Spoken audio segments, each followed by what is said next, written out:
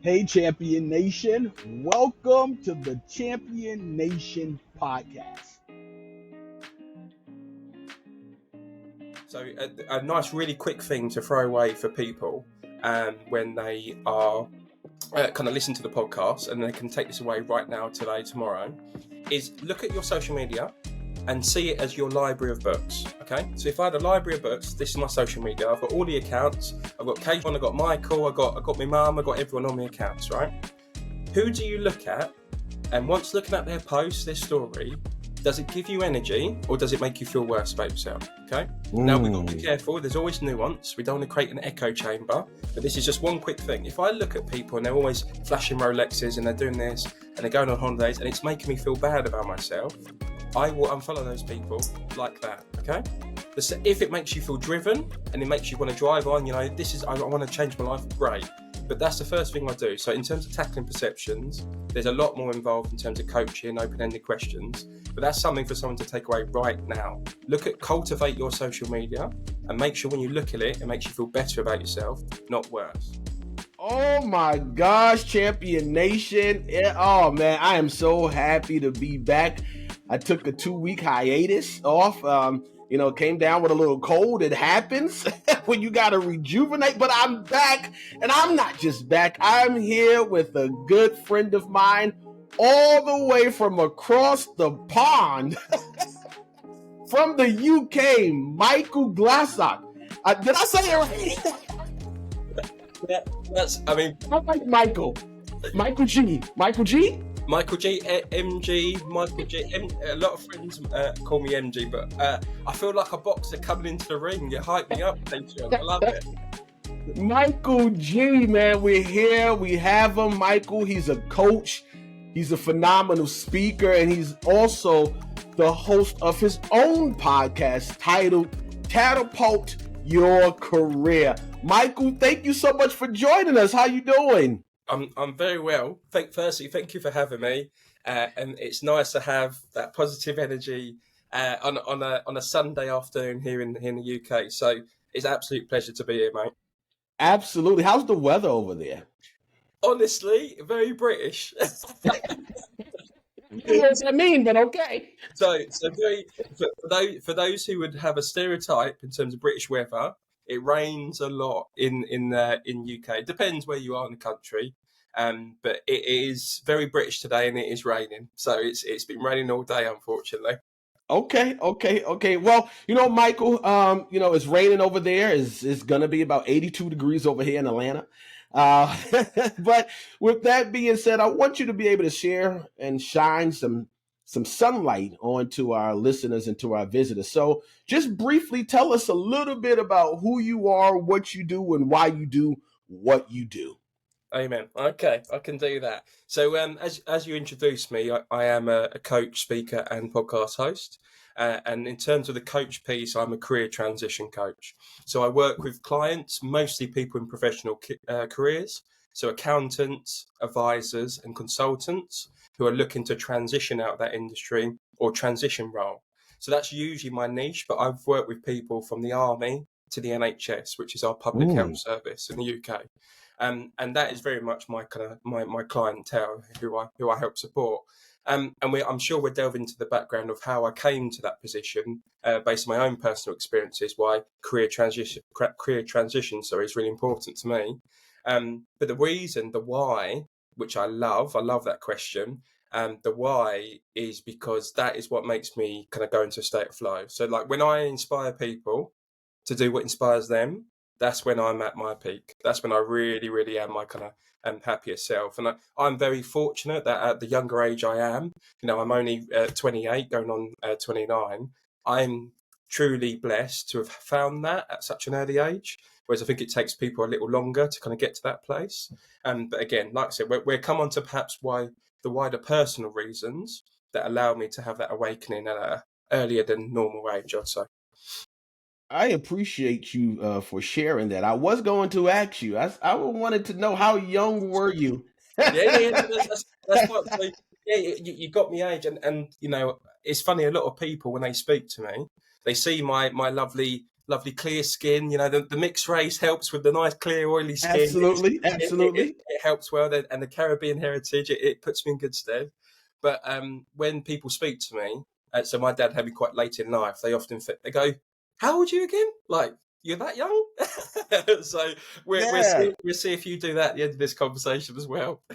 Absolutely, absolutely. So, you talked about you're 28 and you deal with individuals who are transitioning from career to career to career. So, tell Yeah. us about a moment in your 20s, in your mid 20s, which wasn't that long ago, when Yep. you experienced your awakening.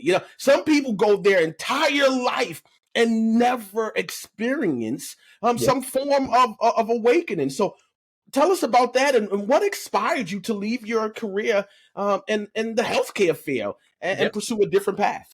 Absolutely, absolutely. So, there's a thing called a quarter life crisis, which your listeners may or may not be aware of. But just to give a bit of detail to that, so the quarter life crisis is often something that people in their 20s and 30s experience, where they've been told what to do for their whole life. So whether it's their family, their parents have told them that you need to do this at your degree, you need to do this job. They then get into a graduate career or early role. They then progress. They get into middle management. They might get a nice little glass office where they can look out, they feel like they're really good. And then they often have a moment where they go, is this really what I want to do for the rest of my life? And Right. it's usually reflecting on the fact that all the decisions in their past 5-10 years have been made for them and they haven't truly made the decision themselves. So that gives you a bit of context for the quarter life crisis. And then if I pivot that personally and specifically to my position, so my dad, like I said, had him quite late in life, so he's in his kind of early mid 70s, and he, unfortunately, a few years ago, he was diagnosed with Alzheimer's, which is Mm. a condition with the mind and kind of a Mhm. lack of memory. So I had many positives in my life, and I still do to this day. I'm here at their house actually today. In terms of the early knowledge and insight that my dad and my parents gave to me at that early age, that really grounded me. But of course, unfortunately, things like this tend to happen a bit earlier because they had me late in life. And there's so many cliches in life about live life like it's your last day and all the rest of it. And I think there's a balance, there's a nuance to it. I wouldn't say live your life like it's the last day, but when my dad received his diagnosis for Alzheimer's, that really taught me how sacred life is. And I thought Mm. to myself, I could crack on, and this is, I have, I'm very kind of self-aware of my kind of strengths and my knowledge. I could have progressed quite well in my career and become some sort of director and a good salary. I wouldn't have to worry about many things. But I realised in that moment when my dad received his diagnosis that there must be more to life. And I don't want to just bob along living someone else's life. I want to do what I want to do with my life and my family and my community when I grow up. So that was like the catalyst, I suppose, to that. COVID was a lot for a lot of people. It was like a circuit breaker. They were like living their lives, then COVID happened, and they thought, hang on, what am I doing? Like, why am I just like plodding along? And that was the equivalent, my dad's situation. And that kind of chucked me into podcasts, books, and I fell upon a podcast called The Diary of a CEO, which is done Mm. by a chap called Stephen Bartlett. So some of your listeners may be aware. If you haven't, amazing podcast, I thoroughly recommend. And that's when I heard a particular episode with a chap called Jordan Peterson, who's a Canadian clinical psychologist. Sorry, I got it out in the end. And he talks a lot about self-awareness and trying to be the person that you've always wanted to be. And again, just all this information, it's like a little snowball. It's very small. And then as you hear more and more and more, all of a sudden I then looking into coaching courses. I did a coaching course. I thought, my goodness, this is what I've been born to do, like to help other people. Then I built my coaching practice. Then I transitioned my career, and the rest is history, God willing. So yeah, that was the catalyst. I suppose my kind of father, but loads of different things and my own responsibility kind of brought me to today. I appreciate you saying that. It's so many individuals now. You are really blessed that you're 28 years old and you decided Yeah, to say, hey, I'm going to live my life on my own terms. And yep, unfortunately, there are so many individuals, so many of us who wait until we are in our 40s, 50s, and even 60s yeah, to say, you know what? I think it's time for me to start living my life. And, there's a saying is late is better than never. But at the same time, if I'm 50 years old, there's a lot more life behind me than there is in front of me. Yeah. So you're blessed that you were able to go through that awakening, experience that opportunity, and use it as a catalyst. Because I believe that every day, all of us are presented with opportunities to take the leap. Yeah. And we don't. So speak on that taking the leap, man. You're 28 years old, or you was 20 something years old in the health industry. Your salary probably right now would be, pretty lucrative. But Yep. you took the leap. Taking the leap is not fun. It's not. It's not. And I know I always say, a lot of people would rather live in certain misery than embrace the Mm. uncertainty of life. So I'd rather the certain misery. I go in, I punch in, I know what I'm going to do. It's pretty boring. I don't enjoy it. And I just live for the weekend. I live for those 2 days on the weekend where I have beers with my friends or whatever. And then I go back to the grind. And I just do that. And all of a sudden, a month goes, then a year goes, then 10 years. Like you said, you're looking around, you're 50, and you're thinking, Christ, what have I done with my life? And that leap is really unsettling. And we might talk about kind of confidence, I suppose, going forward. But that is inherently one of the biggest pieces that I do a lot with my clients when embracing careers, is that confidence piece. And it's a bit of a nebulous term, confidence. Like, what actually is it?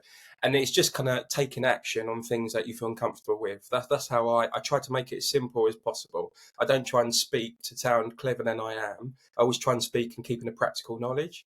And for me, once you take actions, small little actions, you get more comfortable with kind of moving away from my identity of, oh, I'm a healthcare person, I'm an accountant, I'm a this.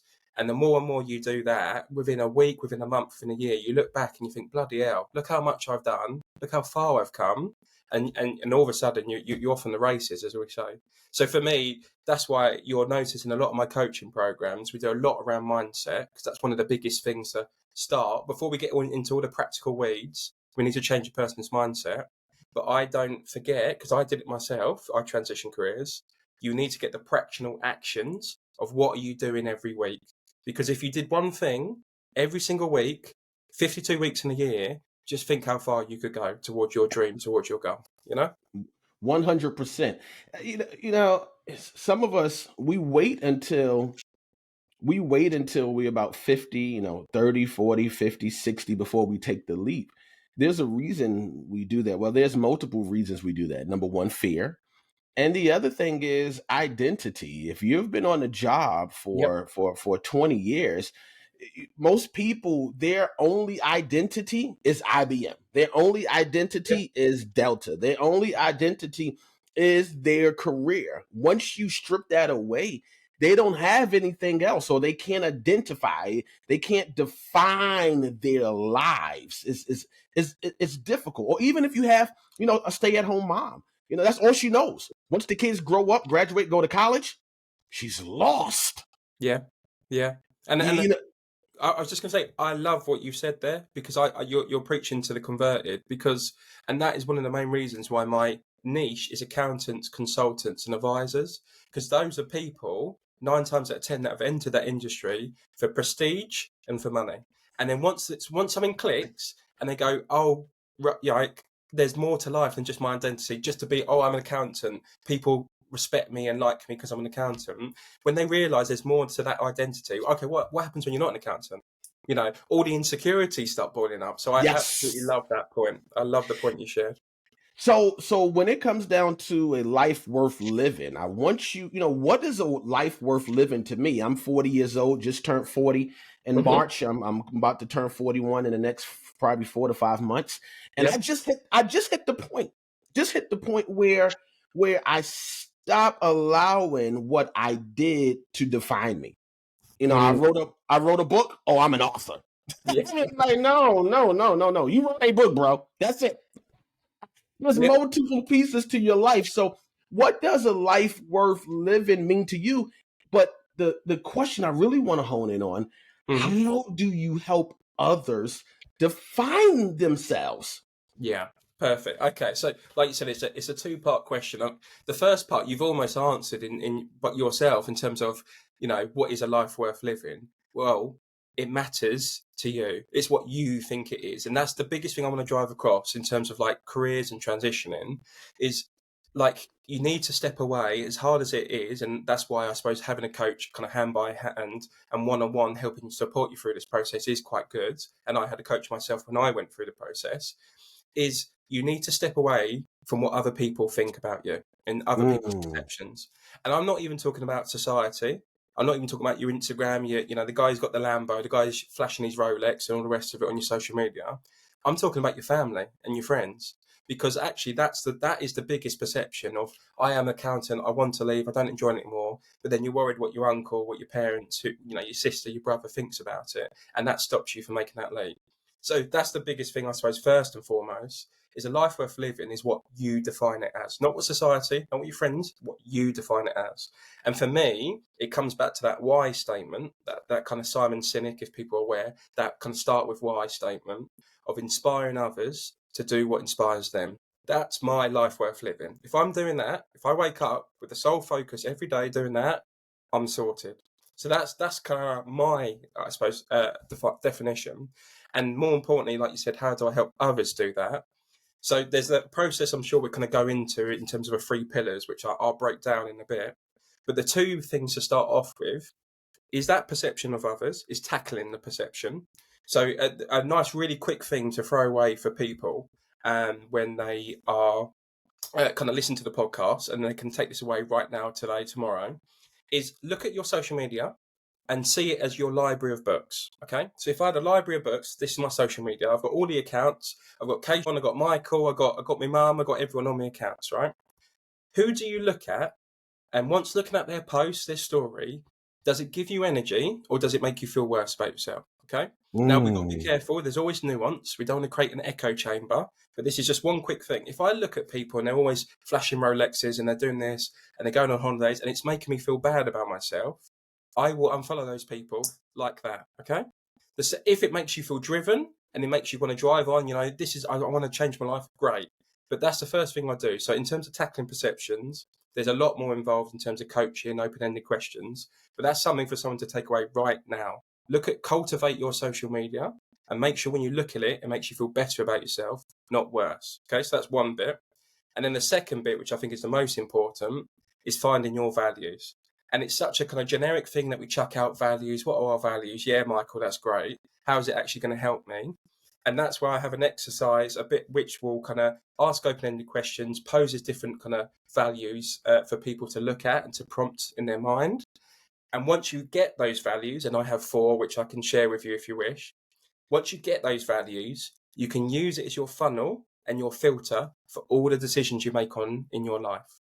And if I talk about coaching, do you mind if I quickly mention my values? Go ahead. Thank you. So my values through doing this exercise, it's worth noting these can change over time. They might change in 3 years, 5 years. They don't change usually overnight. My values are freedom, fulfillment, integrity, and lifelong learning. Okay, so those are my 4 values. So when I talk about coaching, right? So integrity. If I'm not doing this for the right reason, coaching is not. It is so bound with integrity. I'm here to truly help other people live their best lives. Okay, so that's why integrity tick. Lifelong learning. I'm 28. I could be 18 still coaching. I still won't be a perfect coach. I will learn something every time I coach someone, every year of my life. And that's why I tick lifelong learning. Fulfillment. My job is to wake up and help people be the best versions of themselves. If that's Absolutely. not fulfilling, I don't know what else is. Okay. And finally, freedom. Coaching, I can do it from anywhere in the world. I'm talking to you. I'm over the pond. I'm in the UK. You're in Atlanta. I've got family, I think, actually in Atlanta, so I might see you soon. Freedom, tick, and equally as well, it will allow me to have a certain financial wealth to do what I think is most important for me, and that's to travel and create new experiences. I'm not a particularly materialistic person, but what I do love is traveling and connecting with new cultures. That's the thing that I really enjoy. So those are just 4 values. So if something comes along and challenges my integrity, no, I'm not going to do it, because that is my value. That's at the core being of who I am. And that is the 2 quick ways I would say, Kashawn. Obviously, there's a process to get to where I've got to. I didn't just do that like that. But there's a process in coaching I've done to be at this space where I can clearly articulate it. And when someone gives me a decision, Does it meet those four? And if it doesn't, it's in the bin. I love it. I love it. And we are going to thank you so much for sharing your values, your value system. And we had someone on the show not too long ago. I believe it was Clarissa Burt. She talked about values. That's something that, if you know you are a king or queen, there are certain decisions that you will not make if you are no, excuse me, there's certain peasant decisions you wouldn't make because you are a king or queen. Mm-hmm. But Mm-hmm. if you don't know you are a king or queen, you will walk around and do things and make decisions as a peasant. Yeah. Yeah. So that value system is necessary. Yeah. So 20% of people, you seem like you are a fish in water. I mean, you are smiling, you excited. Every day that God wakes you up to see a new day is an opportunity to fulfill this life that God created for you. But you are in the 20%. Mm-hmm. There's a whole slew of other people, Mm-hmm. uh, the 80% of us who don't like their roles. Every Monday, I heard Mondays is where most people die. Most heart attacks take place on Monday. So, what do you think is the main reason behind the lack of fulfillment at Yeah. work, and how can you help these individuals address it? No, absolutely. So, and I've heard the same stat as well, actually. And I think a lot of people, they have this like Sunday feeling where Sunday afternoon they're like, oh no, back to work. I'm going back to work. And I think that's when I kind of talk about like living a life of like a successful life or fulfilling life. I'm not talking about I'm on a yacht and I'm doing all the rest of this, and not what people kind of think. A successful life for me is that on Sunday afternoon I'm looking forward to going to work. That's my definition of success. Yes, I've got a certain level of stability, a certain level of financial wealth. I've got my family. I've got health, which is probably most important than anything. At 100%. the end of the day, Sunday afternoon, when I'm like, I'm cracking on. I can't wait. I've got work on Monday, another day, another week. That's success for me.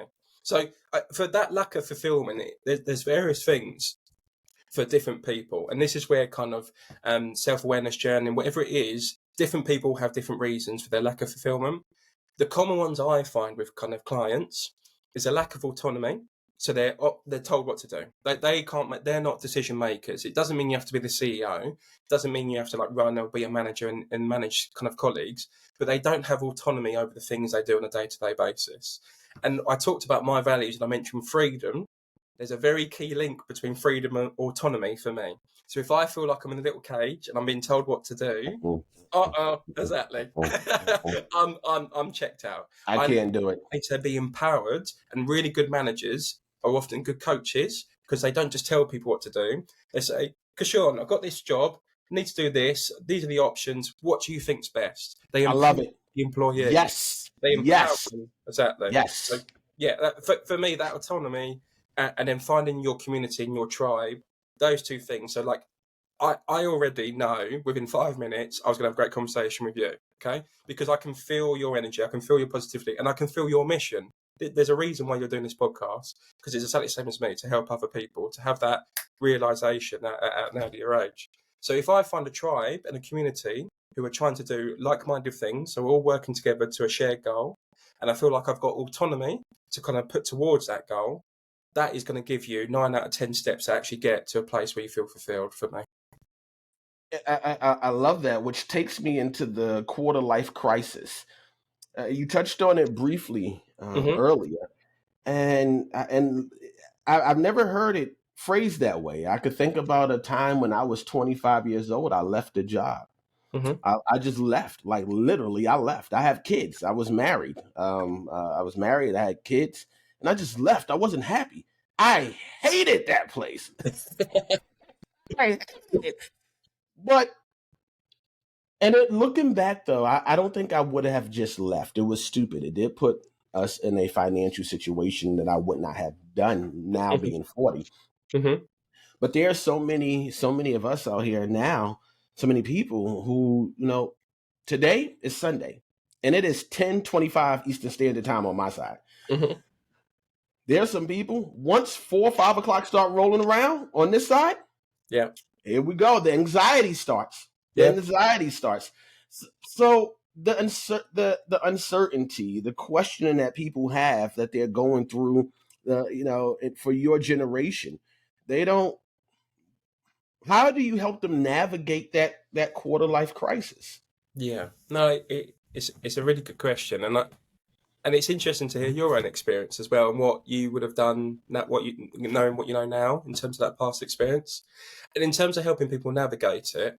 You don't. So as a coach, you're not a mentor. So there's difference between a coach and a mentor. So a coach guides, supports, and challenges someone to get to their place, and they kind of pull the answers out of that person.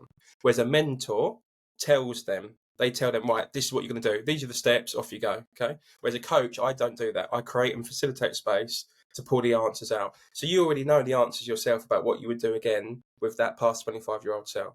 So I think that's important.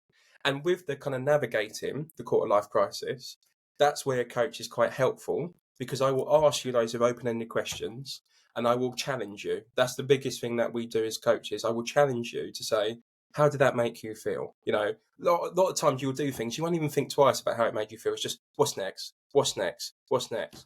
I will kind of pull you and force you to be in that space and sit with you and say, how did this make you feel? What would you do differently? Is there, what's it like to be on the receiving end of you? I always talk about emotional intelligence. So when you did that thing, what do you reckon it was like to be on the receiving end of you? Now, not most people would never even consider that question. And the more and more I get someone to really I call it sit in the mud. You sit in the mud and you really realise and reflect on the past experiences you have. And I empower them to make the changes. That is the best way to navigate change. Because at the end of the day, and I'm honest and I always say this, yes, I'm a coach. Yes, I'm here to help people. Yes, I need to make a living. And yes, I want to create a wider community.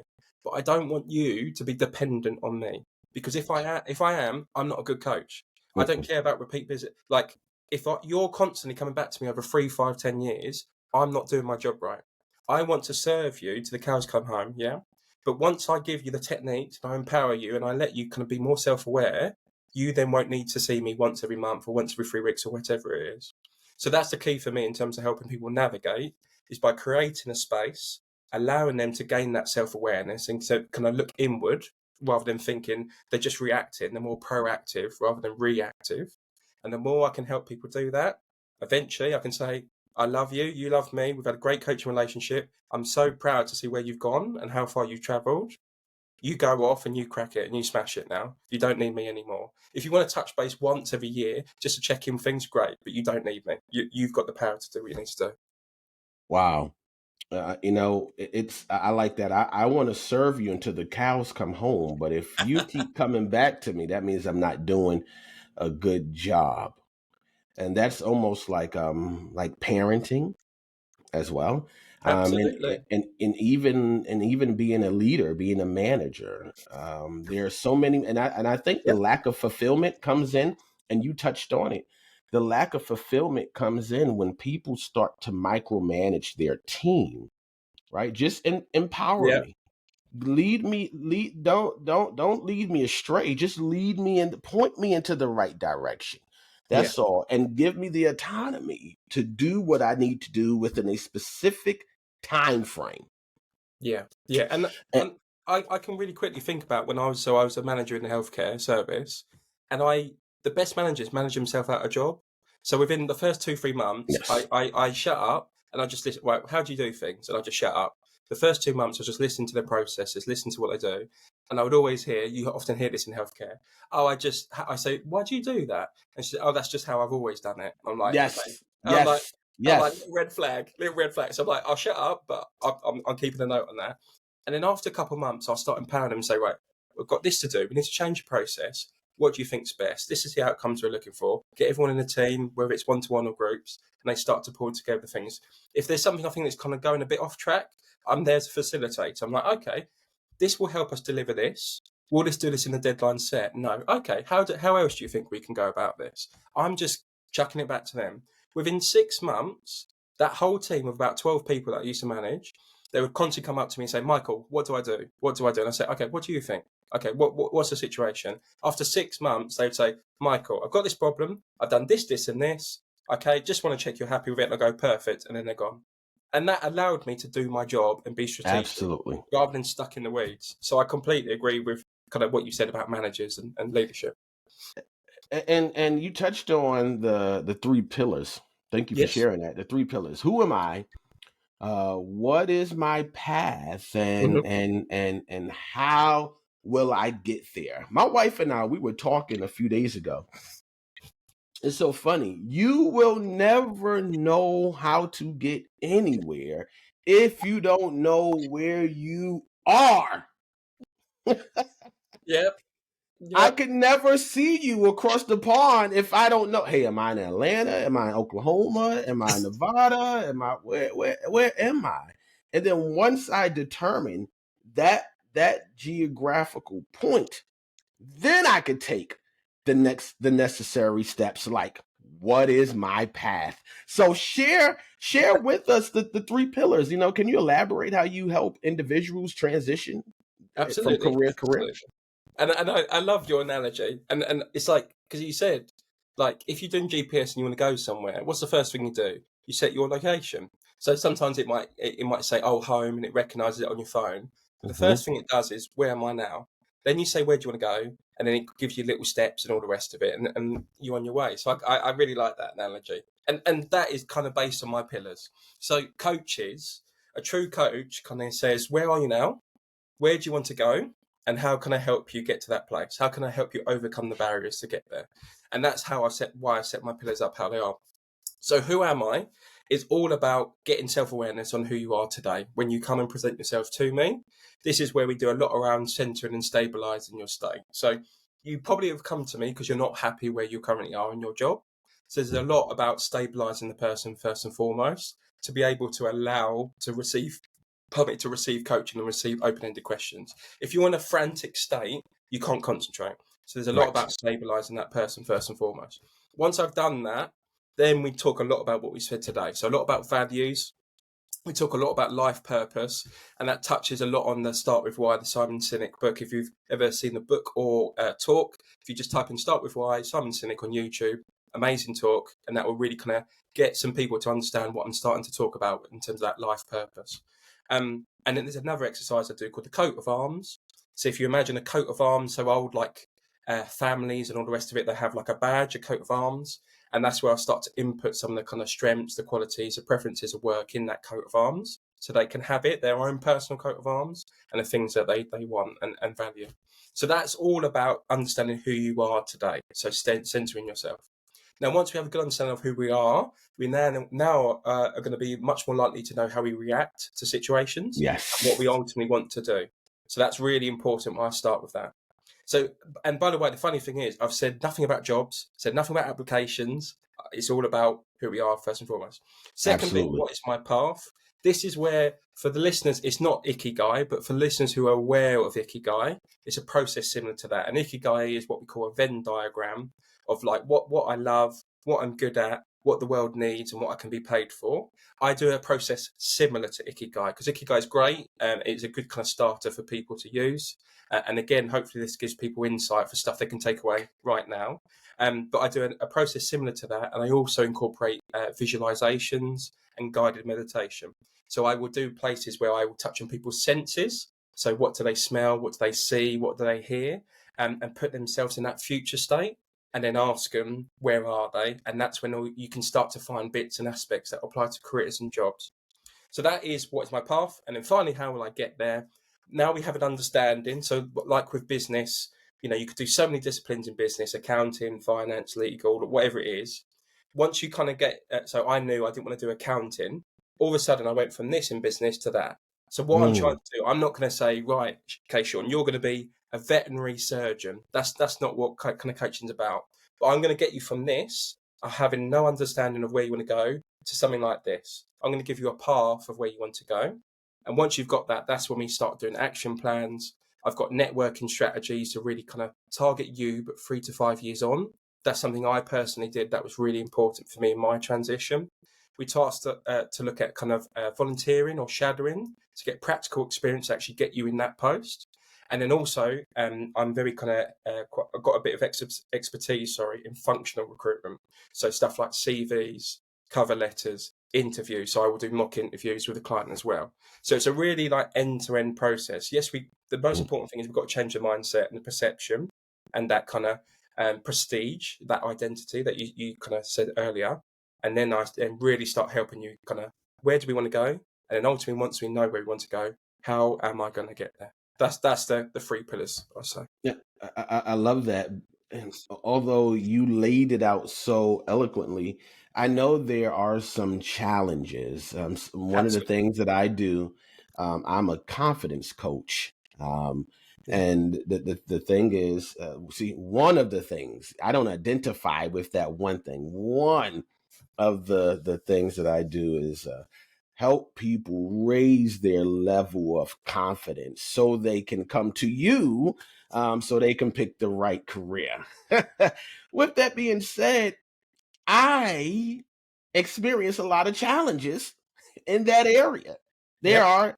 are, some people have been beaten down, beaten down, beaten down. Therefore, their confidence level is in the toilet. So what are some of the common challenges or obstacles that people face when trying to change their careers, and how do you help them overcome those challenges, because that's the main reason they are coming to you? Absolutely. Yeah, you're bang on. I think the one thing, the common myth or misconception is actually around financial. So, like, you expect a lot of people who are listening that would be one of the most common challenges that people go, "Oh, I can't do it because of money. I can't." That's usually one of the least common, which is really fascinating because Mm. there's a whole lot to tackle before we even think about the practicalities of the role and the financial incentives. So that's just a common misconception, first and foremost, to kind of debunk, I suppose. Funny enough, it's exactly what you said around confidence, and it's a common theme that we spoke about today. It's the prestige and the identity and the perception of others that will have on them when they transition careers. So if I'm an accountant, I've got my nice glass office, I've got the American dream, I'm in a nice kind of corporate company, and all the rest of it. What happened? That's my identity. I'm not Michael Glassock. Oh no, I'm Chief Finance Officer for PwC with a glass Yes. office. That's what I. Yes. Yeah. So Mhm. that is the biggest challenge because, yeah, but Michael, I can't become a yoga instructor or an artist or a therapist or whatever because I'm not Michael Glassock at PwC. So that is the biggest challenge in terms of Mhm. someone's perception. But the thing we uncover, and I think I saw you smile when I said it earlier, is uncovering people's insecurities. Yes. That identity covers the insecurity. And once you Yes. pull out, hence why I said it's so important to start with who am I, your values, your life purpose, your coat of arms. Once you pull out who are you, who is your authentic self, who is Michael Glassock when the world's not watching, yeah? Once you pull that out, that can really help challenge that identity and that prestige of Michael Glassock at PwC. Because actually, you're far more capable, you're far more amazing than just a title at a company. You are far more Absolutely. amazing. And there's my friends, I'm not friends with them because of the places they work. I'm friends with them because of the people they are. That's why I'm Yes. friends with them. So that is the biggest kind of challenge I find around that kind of, and that spotlight syndrome, I always call it. So people feel like they're like in the stage and the spotlight's on them, and people always looking at whatever decision and whatever they say in their day-to-day life. Whereas in reality, no one cares. That is the honest reality. Well, like I most people, Yes. No one cares. they, Nobody cares. And sorry to cut you off. You know what really hit me when I turned 40, man? This was like a smack in the face in a good way. It yeah, was my birthday, March 23rd, right? It was 3/23/23. I was excited, my family was excited, but Michael, I was sitting at a traffic light one day on the day of my birthday, and guess what happened? go on. What happened? Nothing. No one wished me happy birthday at the traffic light. I went into Walmart, no one wished me happy birthday there. Oh, I went to Starbucks, no one wished me happy birthday there. You know why? No one cared. exactly. That's why. That was like I was blown. I'm like, wow. At the end of the day, like, people just like me for me, and it's my family, it's my close friends. on social media trying to impress everybody. That doesn't make a difference. It doesn't make a no, man. No one cared. I went to the Chinese restaurant that day. No one wished me a happy birthday. Well, can I just say, for all those years ago, happy birthday, Sean. Thank you. Thank you. But I appreciate that. I suppose with a more serious note, I suppose that you're bang on. No one cares. So people are so caught up in their own lives, they're not going to care about what you're doing. No. And the funny thing is, the people who do care, I want to know about it because Yes. I want to shift them out. So if I'm changing jobs because I'm not happy and it's inherently making me miserable, and someone cares so much about it that no, you can't do that, Mike. I don't care if you're unhappy. You got to carry on. Blah, blah, blah. I want to know about that because I'm shifting them out. I am shifting that person out of my circle. And you always say, if you don't offend anyone, there's probably a problem. I don't want everything I say to resonate with everybody. Right. Because at the end of the day, I'm not serving anyone. I want to attract the community, the people that like you, because you're on this podcast, that inherently want to live a better life and they want to do the best they can for themselves and wider family and wider community. Those are the people I want to attract. If people don't want to do that, that's perfectly fine. I'm not going to pass judgment of them. I'm not perfect. But I don't want those people in my community. So I think it's important, even if they do care, that's not necessarily a bad thing, because at least it identifies who those people are. Right. And this brings me to our last question. I've had so much fun with you, Mike. This is fired up, man. This is like a welcome back gift to myself. I am excited, man. I'm loving this conversation. And when you do come to Atlanta, please make sure you let me know so we can grab something to eat together. Yes, please. Yes. You are on the Champion Nation podcast, and the thing about me is what makes a champion. It's not the money that you have in your bank account. It's not the prestige. It's not the job. It's your ability to overcome life, overcome challenges after challenges after challenges, and never ever giving up. That is what a champion means to me. But I want to hear from you. Our listeners and our viewers want to hear from you. When it comes down to being a champion, what does it mean to you to be a champion? Love, by the way, amazing question. And I love sport. I can't put this across more. Sport has been one of the biggest fundamentals in my life that's given me confidence and given me these skills. And a champion, as soon as you say champion, I think of sport and like those great champions that have overcome adversity. And it's the ones who have the injury, the ACL, they're out for a year and then they come back through all of those trials, all those tribulations, and they rejoice and they hold the cup, they hold the trophy. And for me, the two things I think about a champion is consistency and curiosity. Those are the two things that I really hold in my kind of soul of how I want to kind of present myself and how I want to live my life. And consistency is doing the hard yards when no one's watching. So there's so many things I do every evening, every week. And I just, like I said about my one action every week, that makes 52 actions in a year. I constantly do that. And people externally go, oh, he's worked with the Tate. That's really cool. Oh, he's on Champion Nation. He's doing really well. But they don't see the hard work I've done, the miles I put in every single day, every single week. Now, of course, it's not this, we've got hustle culture and there's a toxicity and you need to have a balance. But for me, it's that consistent action. There's no point doing a sprint for a week and then you kind of forget it. You need to take that consistent action. And for me, the second one part is curiosity. So I want to, the moment you think you know everything, you know nothing. Nothing. The moment you think you know everything, you know nothing. And as a coach, that is one of the most important fundamentals. I said my value of lifelong learning. I will spend the rest of my life being curious. I listen to podcasts.